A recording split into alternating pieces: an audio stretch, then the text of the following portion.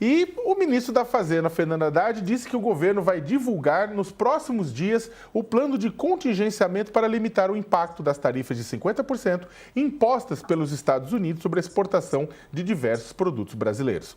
O objetivo é preservar os setores mais prejudicados e proteger os empregos. Haddad classificou as medidas de injustas, mas disse que o Brasil não vai sair da mesa de negociação. Nós entendemos que essa semana não é o ponto de chegada, né? É o ponto de partida de uma negociação. Na nossa opinião, houve sensibilidade para algumas considerações que nós já havíamos feito mais de uma vez, de que isso não ia só afetar o trabalhador brasileiro, ia afetar o consumidor americano. Então, algumas das nossas observações foram, evidentemente, foram apreciadas e contempladas, mas nós estamos longe do ponto de chegada. Nós estamos num ponto de partida mais favorável do que se imaginava, mas longe do ponto de chegada. Há muita injustiça nas medidas que foram anunciadas ontem, há correções a serem feitas, há setores afetados que não precisariam estar sendo afetados, nenhum a rigor, mas há casos que são dramáticos, né, que deveriam ser considerados imediatamente.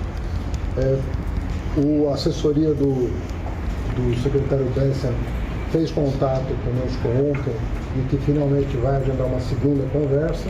A primeira, como eu havia adiantado, foi em maio na Califórnia. Haverá agora uma rodada de negociações. Nós vamos levar às autoridades americanas os nossos pontos de vista. E, obviamente, vamos recorrer nas instâncias devidas, tanto nos Estados Unidos quanto nos organismos internacionais. Vamos recorrer dessas decisões no sentido de sensibilizar que isso não interessa, não é o Brasil, não interessa. Nós vamos lançar parte do nosso plano previsto, vai ser apreciado para ser lançado nos próximos dias, né, de apoio à proteção à indústria brasileira, aos empregos no Brasil, ao agro também, quando for o caso, que há casos em que isso pode acontecer.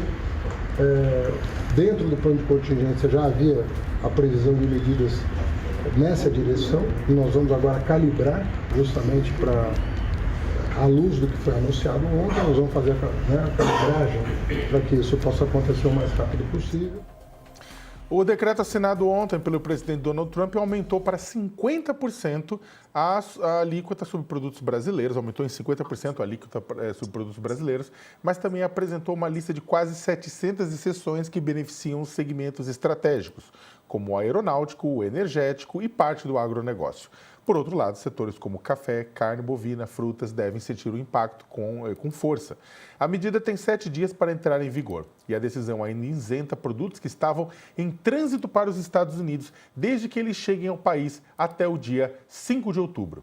As estimativas iniciais são de que cerca de 40% de tudo que o Brasil vende para os Estados Unidos não será sobretaxado.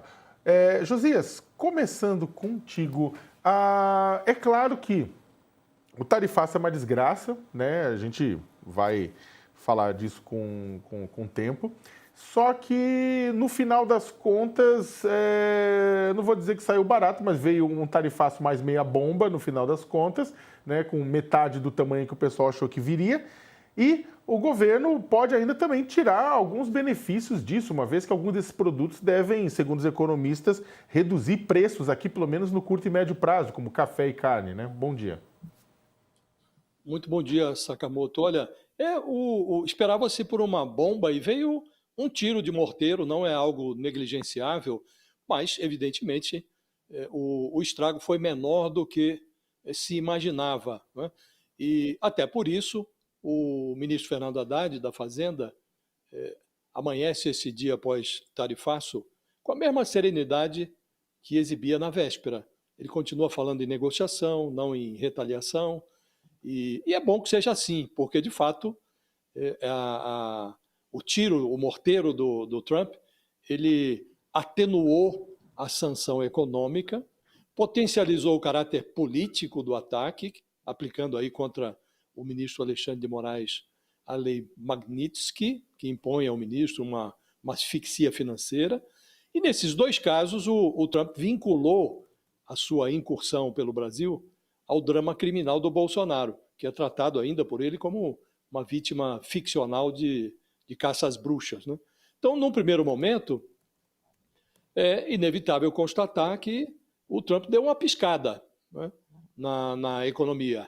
Ele forneceu, por assim dizer, um balão de oxigênio ao Brasil, excluiu ali da tarifa de 50% 694 produtos, 694 exceções, isso dá, enfim, mais de 40% da pauta de exportação do Brasil para os Estados Unidos, e excluiu produtos importantes, aviões da Embraer, suco de laranja, petróleo, insumos de madeira, e manteve outros também relevantes, café, né, carne. Por isso o ministro Fernando Haddad está dizendo, olha, tem espaço aí para a gente conversar. Acho que o ministro supervaloriza, não são inúteis os esforços do governo, ao contrário. O governo se esforçou nesses últimos dias, sobretudo, para negociar. Mas, obviamente, essa decisão, esse recuo parcial do Trump, se deve menos ao governo brasileiro, aos esforços do governo brasileiro, e mais pela pressão que o Trump sofreu nos Estados Unidos dos próprios empresários americanos, que estavam, alguns deles, com atividades econômicas inviabilizadas se não continuassem realizando importações do Brasil.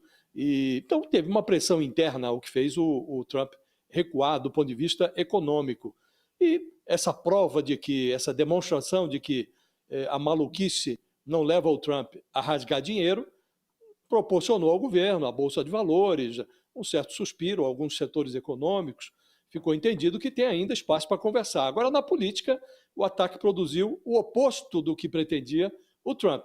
Grudou no Bolsonaro e no filho dele ainda mais a pecha de traidores da pátria, estilhaçou ainda mais os planos da direita brasileira, converteu a intervenção do Trump, converteu os Bolsonaro em cabos eleitorais do Lula, enrolou o Lula definitivamente na bandeira da defesa da soberania e no final das contas, isso não mudou um mísero milímetro na situação criminal do Bolsonaro. Ele continua lá no corredor escuro que conduz à cadeia, vai ser julgado em setembro, a ordem de prisão contra ele deve ser expedida antes do Natal e não vai ser por uma decisão do ministro Alexandre de Moraes, agora alvejado pelo governo americano, decisão da primeira turma, portanto, uma sentença do Supremo Tribunal Federal. Restou a impressão, Sakamoto, de que, ao contrário do que tenta fazer crer o Trump, aqui no Brasil está se respirando um ar democrático que falta aos Estados Unidos.